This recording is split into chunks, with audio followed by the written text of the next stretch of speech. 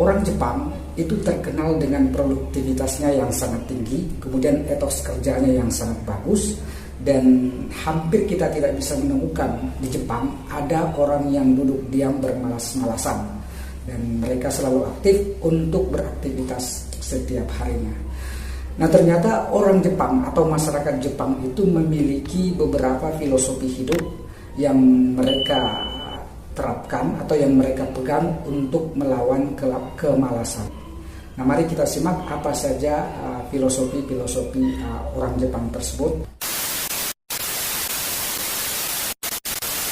Nah, filosofi yang pertama adalah ikigai. Nah, ini maksudnya bahwa orang Jepang itu dalam menjalani kehidupan, mereka selalu memiliki tujuan hidup. Nah, dengan memiliki tujuan hidup, maka otomatis mereka akan lebih bersemangat untuk menjalani hidup.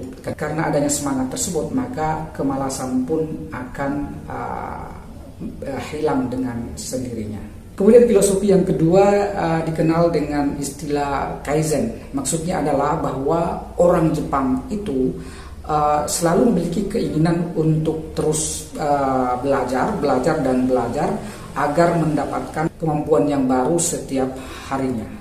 Nah, ini tentu sangat jelas bahwa dengan terus belajar otomatis akan menghilangkan perasaan malas. Nah, kemudian ada filosofi ketiga yang disebut dengan istilah Ganbaru. Dengan filosofi Ganbaru tersebut, mereka selalu berusaha untuk memiliki etos kerja yang baik dengan berupaya untuk mempersembahkan hasil-hasil terbaik dari pekerjaan mereka. Kemudian selanjutnya ada Motanai. Nah, maksudnya adalah mereka selalu berusaha untuk memaksimalkan potensi yang mereka miliki, sumber daya mereka yang mereka miliki, agar hasil dari pekerjaan mereka itu bisa maksimal sebagaimana yang mereka harapkan.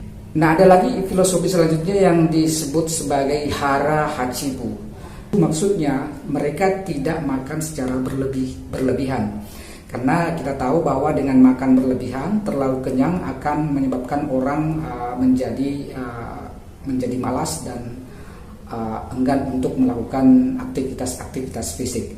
Nah, dengan prinsip Hara Hachibu tersebut, maka orang Jepang bisa melawan rasa malas. Nah, kemudian ada Podomoro.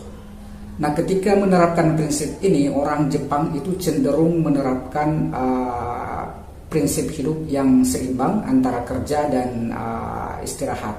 Nah, ini tentu sangat penting karena fisik kita tentu butuh istirahat ketika lelah melakukan aktivitas, sehingga harus diseimbangkan antara kerja dan istirahat serta melakukan hal-hal lain di luar pekerjaan. Nah, inilah yang dimaksud dalam filosofi Podomoro. Kemudian ada Shoshin. Maksudnya adalah orang Jepang itu dalam melakukan pekerjaannya sehari-hari selalu merasa diri sebagai seorang pemula. Nah, pendekatan pemula ini akan meningkatkan semangat seseorang untuk melakukan aktivitasnya, karena semangat pemula itu lebih besar daripada orang yang sudah terbiasa melakukan aktivitas tertentu.